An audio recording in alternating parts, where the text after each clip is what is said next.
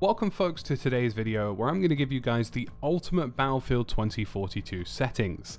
Now Battlefield 2042 for controllers is a little clunky in places, a little unresponsive in other places, and in this video today I'm going to give you guys everything that you need to create a better, more cohesive and responsive experience.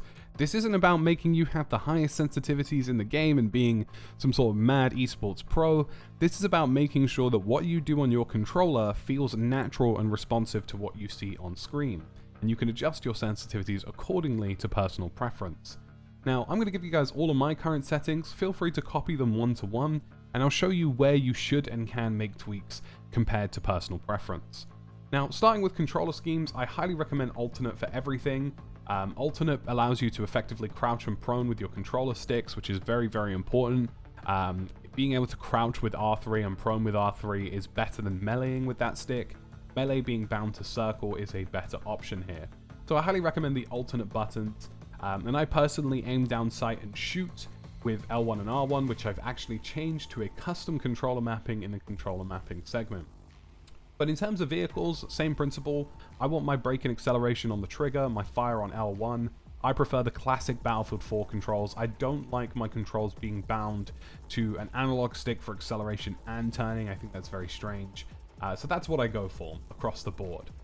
Moving on to global, you don't really need to change any of this. Obviously, I don't have invert on, and controller vibration is a personal preference thing. If you're on PlayStation 5, sometimes it leaves some very nice feedback in terms of the haptics. Let's move on to on foot. Soldier aim sensitivity for me is at 28, but this is a value that you can change. I recommend starting with 28 in combination with the rest of the settings I give you in this video, and turning it up or down based on personal preference. The one thing you can't change is field of view. I personally have it at 90, I think this is a good balance.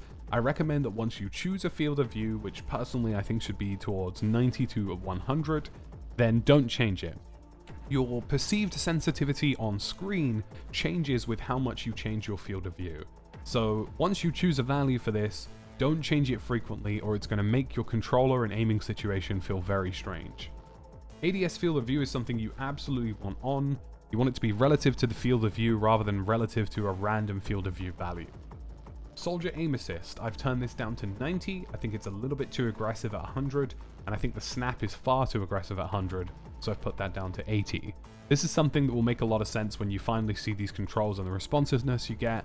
The more responsive your controls, the less you want aim assist necessarily negating the precision movements that you're making. Moving on, I don't have traversal sprint always enabled. Traversal sprint makes it slower to aim down sight. It's a sprint to fire time that affects here. So don't have traversal sprint on all the time.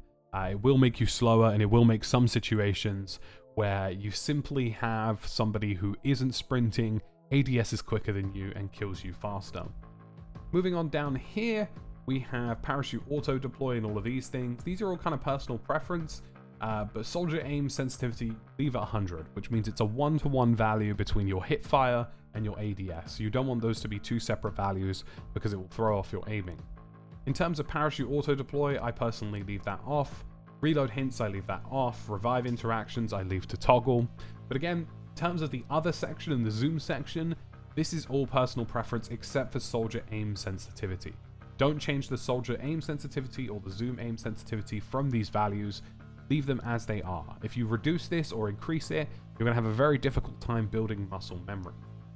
Down to the advanced section, and this is where things get interesting. Aiming left and right acceleration I've put down to 8.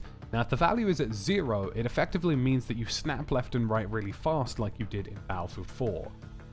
But if the value is set to 100, then effectively you get this Battlefield 1 system where the aim is very smooth, but it isn't very responsive and it sometimes throws you off in a lot of situations. Vertical aim ratio is the most important setting that you will change, and I personally recommend you put this at 80. Now what this setting does is very strange. It effectively means that when you move horizontally with your aiming stick, it cancels out vertical movement to the same caliber.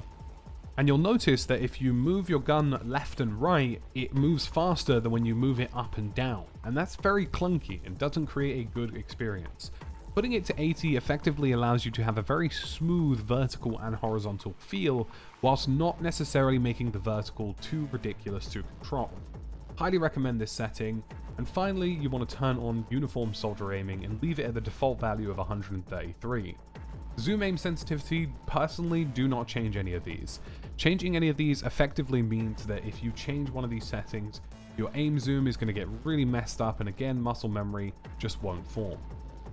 Moving on to vehicles, I have this pretty much the same as my controller settings for aim down sight and on foot.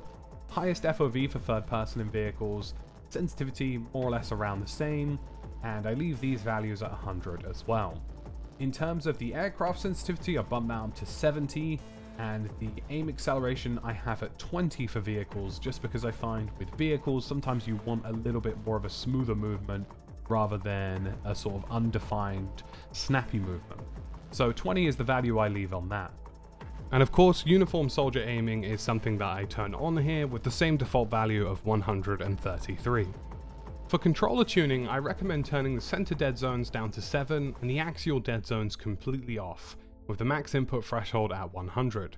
And you can also change the dead zones for your triggers if you want them to be more reactive and more responsive, which is something that I kind of recommend. So that's about it for the controller settings. These should give you the most responsive settings in the game, and if you move on over to the general sensitivity on foot, you can adjust how sensitive you want these controls to be.